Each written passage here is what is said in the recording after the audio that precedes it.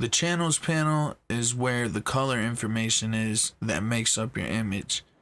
If you don't see this panel, what you want to do is click on Window, and then come here and click this, and it should pop up for you. So this is the panel here. Now there's 4 different layers, right? You got RGB, which is the composite channel, and it shows you what your image looks like with all the channels turned on at once. Now if your image is a CMYK image, it's not going to be RGB. You're going to have the CMYK channels and then the same composite channel at the top. So what you can do, you can select each layer individually. You can have 2 on at a time if you want. And you can see the difference in the color information, right? Now you can also make selections based on the colors from the channels. So say we have the red one selected, click this button down here. And like I said, you can target multiple channels at once, you know, the green and the blue, or the red and the blue, green and the red, whatever you need. You can also load it in as a mask by clicking this button here. And you can see we have, it says alpha 1, it's going to load it as an alpha mask. If you go back to the layers panel, you'll see it's red because it's an alpha channel. Then after that, we have the create new channel button.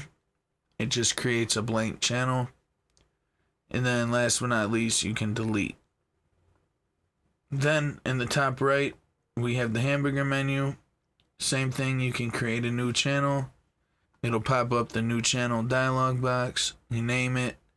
You can choose masked areas or selected areas. You can also change the color and the opacity. You can duplicate a channel or copy it. Delete. You can have a new spot channel. This is a spot color.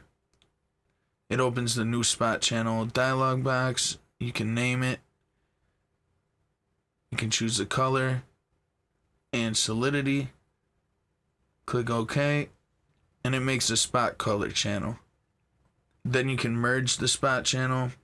You can get to the channel options. It's just the same dialog box where you can change the settings to it if you need to, or you can just double click on it. Same with any other layer, you double click on it. You can also split the channels or merge them. Then we got the panel options, and all this is for is the thumbnail size.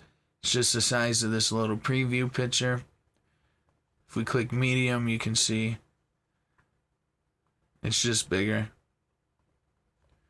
If I click close, then it just closes the panel itself. Then you have to go back to Windows, click channels again to open it up, or you can close the tab group. Alright guys, so that's just a quick little rundown of the channels panel. If you got any questions or comments, make sure to put them in the comment section below.